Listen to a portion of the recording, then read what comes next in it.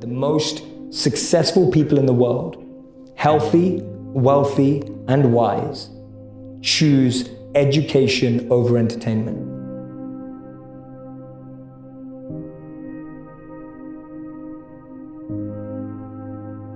What people don't know about me is that I was suspended from school 3 times for trying out all sorts of things, like things that people would never imagine of someone who goes on to be a monk. I was experimenting with all the drugs in the world. I had multiple relationships. I was really trying to search for some sort of meaning, fulfillment, and for as long as I've known, I've been chasing thrill. And that really stayed in my head. I was just like, wow, so as long as I'm trapped by what my parents think, I can actually never find the answers to the real questions of life.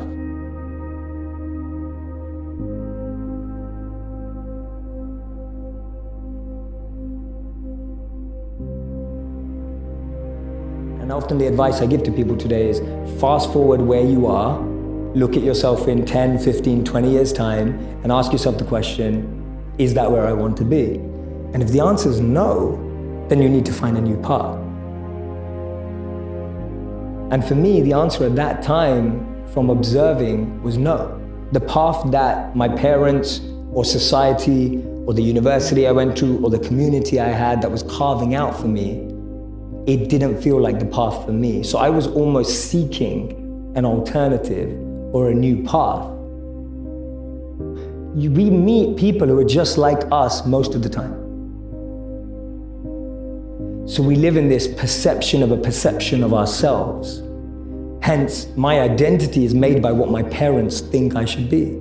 My identity is made up by what my college or university thinks I should achieve.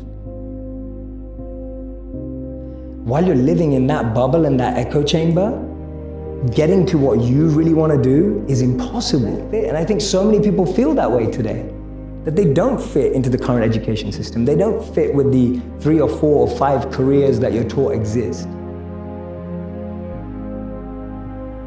You can't be what you can't see. If I never saw a monk, I would never have wanted to be a monk. If I never meet a billionaire, I wouldn't want to be one, because I wouldn't know what that feels like. I don't know what it looks like. I don't know what it takes.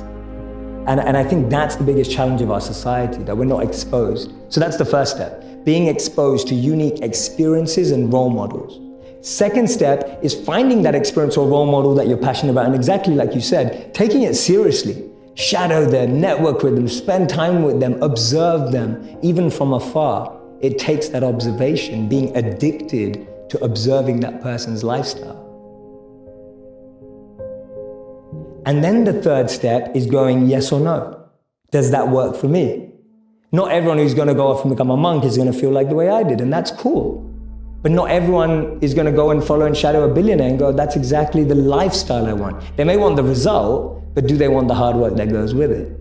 And so for me, that's the third step. It's observing, focusing, shadowing, getting as close to the process of that individual, and then going yes or no. Do I want that process?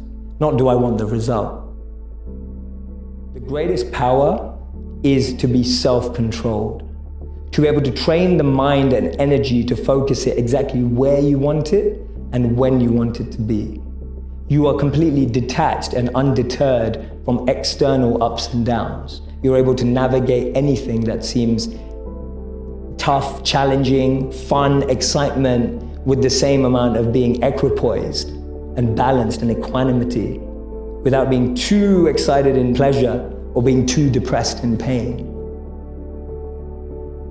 Being able to overcome ego, being able to overcome envy, being able to overcome jealousy, being able to overcome the negative of competitive state. There's a positive competitive state and there's a negative competitive state. Today, when people are looking on Instagram or Facebook or YouTube, all you're looking at is, oh, she got that many likes, or he got that many likes, she got engaged, or he got married, or, oh my God, look at her body, or look at that. And it's like, that stuff's destroying us inside. Envy, jealousy, ego, greed. To be able to have enough clarity to purify yourself of those things is gonna alleviate the biggest anxieties and depressions of our time and mental health problems. And we know that. We know that because all the mental health research today suggests that things like isolation, overexposure, we now can have more pain consumption in one day because of what we're exposed to than the pain we would have had in a lifetime. That's huge. Like that's ridiculous to think that in one day, because of the media, news, and social media, we consume more negative than we did in a lifetime. An ideal life is when we all have a head, a heart, and a hand, all three elements together, working in alignment. Without one or the other, we start to lose something. So a head is the clarity of vision, knowing what you want, the way you picture life, and being able to navigate and make the decisions to get there. That's a good head.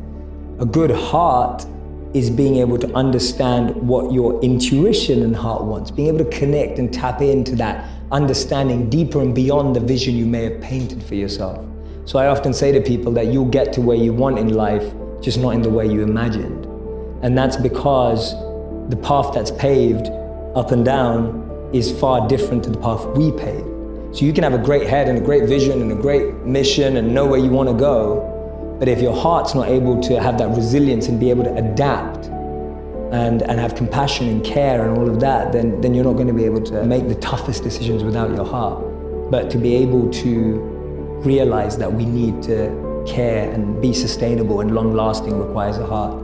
And a hand is that service, wanting to pass that on, that which you have, wanting to give it forward, pay it forward.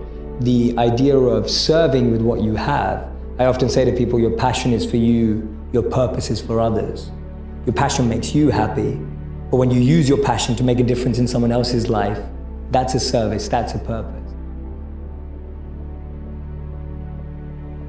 That the noise from outside makes us want to fit into a container. And that stops us from differentiating between what is my mind saying and what is my intelligence saying. And what happens is that noise becomes your voice. So that noise becomes what you think is what you're saying. So for me, there was two questions that I had to ask myself that really changed what I do. One of my big questions is, what advice would I give to my younger self? It's huge, because I think that's the stuff that we regret. That's the stuff that we wish we were doing. That's the stuff that has been lost in the noise. When you ask someone, what advice would you give to your younger self? The number one answer is, I wish I studied this. I wish I tried this out. I wish I gave this a go. Yeah, it's all things people didn't do. It's always like something that either should have started or didn't continue. And that's really tapping into someone's voice. What am I good at? What do I love? What does the world need? And how do I get paid for it?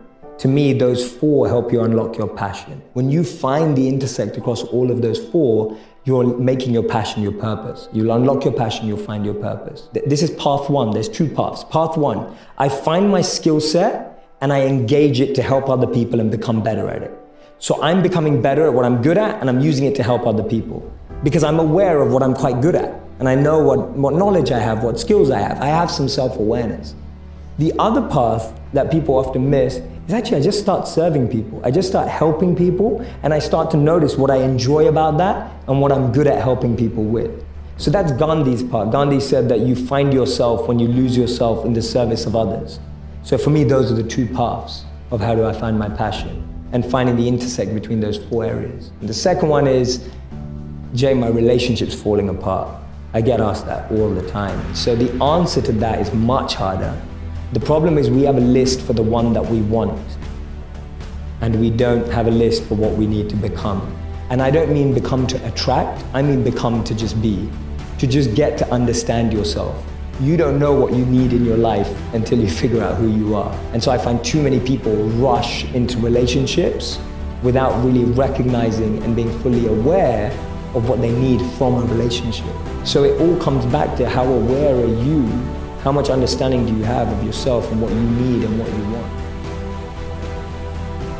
And even today, I'm constantly refining my why. That's all I do every day. My deepest morning routine and practice is to refine why I do what I do. It's so easy for me to now do it for money. It's so easy for me to now do it for followers. It's so easy for me to now do it for fame. And every day I have to refine that. Because I know, having lived as a monk and what I practice, that if those become what I want, then I'll forget who I need to be. So my daily practice and my daily routine is refining my intention, which in modern language is why. So for me, my 3 E's are element, environment, and energy. Everyone has an element that they thrive in. If you take someone out of it, their element, they won't be the same. A modern day example would be Michael Jordan. He was incredible at basketball. You took him out of basketball, put him into baseball, no one remembers his career. We're talking about one of the best athletes of all time. Your environment is the environment around you. You can take a fish out of water and give it a beautiful mansion and a Bentley and all the money in the world, but it will die. And that's what we are, like our environment. Everyone needs an environment which they thrive, which we have to craft. And then finally, it's energy. Some of us love high energy environments, high pressure. Some of us succeed in low energy environments and low pressure.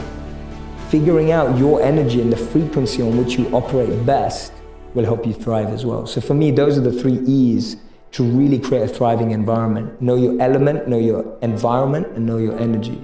And so at all times, if I see anything going wrong, I'm going, is my element out of alignment? Is my environment out of alignment, or is my energy out of alignment? And that's a great 3-question test you can do to yourself when you don't think things are going right.